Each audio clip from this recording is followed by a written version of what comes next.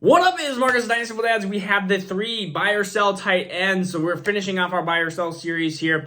Now, these are crucial players that can make or break your tight end premium leagues, your 1QB leagues. I mean, if you have a great tight end, if you find that next tight end that bumps into that top 6-7 category, that can really propel your team into a playoff team, a championship team.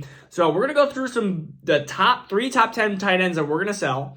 And then we're going to have 3 tight ends, 10 or worse, 11 or worse, that we're actually going to buy. And so I think this is going to be fun. All right, the first one is a player that I actually have liked for a majority of his career so far. It is Pat Freiermuth. Pat Freiermuth, of course, they drafted a tight end, and so he is 24 years old. He is in his 3rd year. We talk about the 3rd year breakout for tight end, kind of that area. But Pat Freiermuth has had some concussion issues, and we look overall at where he is at. He's had fantasy finishes of 12-12. Okay, so you're buying that he's going to have a better 3rd year. Maybe Kenny Pickett does figure it out a little bit. They still have Deontay Johnson there. They still have George Pickens there for a while. He's had in 2 years 123, 12, 29, and 9. So let's just average it out: 650 yards and 4.5 touchdowns and 60 catches. I think that Pat Freiermuth is more of this low-end tight end 1 versus being number 7 overall. I understand he's 24 years old, but my biggest things: concussions. They drafted a tight end, and you still have a very big question mark at the quarterback position with Kenny Pickett. And with that, you're really buying Pat Freiermuth as the top. Like, you are buying, because, I mean, ahead of him, you have the Hawkinson, Kittle, Goddard, and then you have the mega tight ends of, like, Kelsey and Andrews and Kyle Pitts. And so, is he going to be into that category? I don't think so. I don't think he's going to propel himself into that George Kittle category. I don't think he's going to propel himself into that TJ Hawkinson category. So really, you are buying Pat Freiermuth at the peak of his at his value right now. I think really, if he has another performance that is 11-14, 11-15, which I could see again, another 606 or 605, are you going to be happy with that at tight end 7 that you're buying? I think there's a lot of tight ends that you can buy a lot later that you can get almost the same amount of production. And so it's value-based drafting. If you can draft a tight end that is many rounds later and get 90% of the production, you're going to do that every time. So that's why Pat Freiermuth is a huge sell here. Number 9, I don't get this one. 26 turning 27 in July. David Njoku. He has been the hype machine, just like O.J. Howard. They talk about the talent. You watch Hard Knocks, and he drops every single little pass that can go his way. He is a player that is ranked number 9. He's had 4 touchdowns max in a season.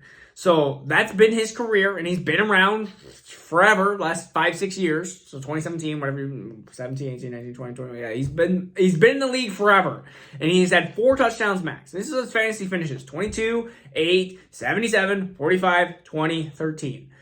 You are buying him at, again, what his best season has ever been. And that is what you are valuing David Njoku at. Yes, he's had some quarterback issues and everything like that, but they still have other weapons around. And so it's not like they're going to run it through Chubb. I mean, that's going to be their primary focus. And when they get close, it's going to be Chubb. It's going to be Amari Cooper. It's going to be who knows what. It's going to be random other players. It's going to be Harrison Bryant. It's going to be David Njoku is not necessarily the answer, and it hasn't been that way his entire career. So why is that going to change? I don't know. Why do you think he's going to be a 7th year breakout?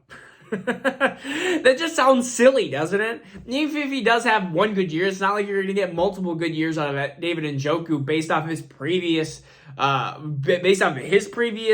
statistics and what he's done in production wise versus historical production. Like, I'm going to take the 90-95% chance that we're right.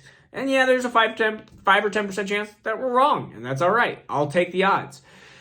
The next one, number 10, Greg Dulcich. And it's not that I don't like the player. I liked him as a rookie, but he's 23 years old, and we have to look at what he did in his rookie year. He just burst onto the scene, and sometimes it's that initial first reaction, that first impression that you get out of a player that can almost stick into your mind.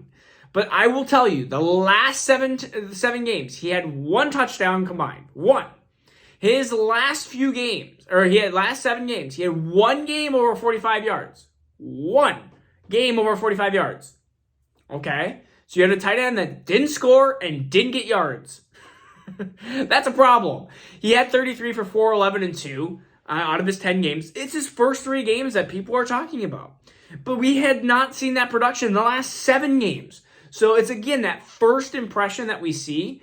There's a tight end 8 spots later that we're going to talk about. Same rookie class. Better draft production, draft capital. And ended the season actually on a little bit of a tear. I would rather have that tight end at 18 than I would rather have Greg Dulcich at 10.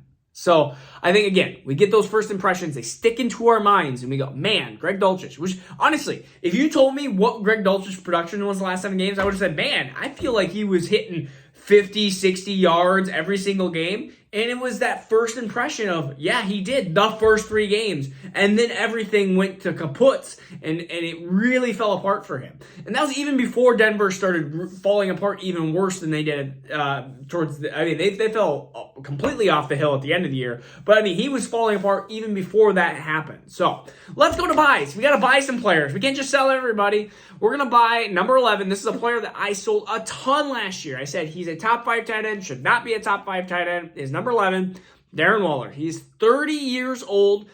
Now, if you look at his last 20 games, 17 of those games he started, which is kind of a weird kind of stat for a tight end, 17 games. I mean, he's had over 1,000 yards, and so you look at that, and he's had over 10 touchdowns.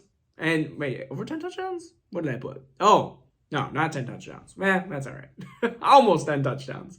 But Darren Waller, still, if you look at the 2 years that he produced that like top 6 talent here, that is what you can hone for a year of 2 out of Darren Waller still. I understand. Daniel Jones is not the greatest passer of just in general, but he is better than some of these mobile quarterbacks that like a Justin Fields production-wise, like a Lamar Jackson, that can still produce tight ends.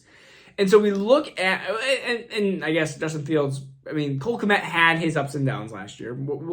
It is what it is. Darren Waller, 30 years old. I get the age is kind of blanking you right in the face. But guess what? Who else does the Giants have? They have no one else. And they could easily play through the offense through Darren Waller, if I can actually speak. So Darren Waller, 30 years old. I think he's worth a gamble here at 11. I mean, would I rather have Darren Waller or David Njoku? Every single day of the week. Because Darren Waller at least has shown he can produce.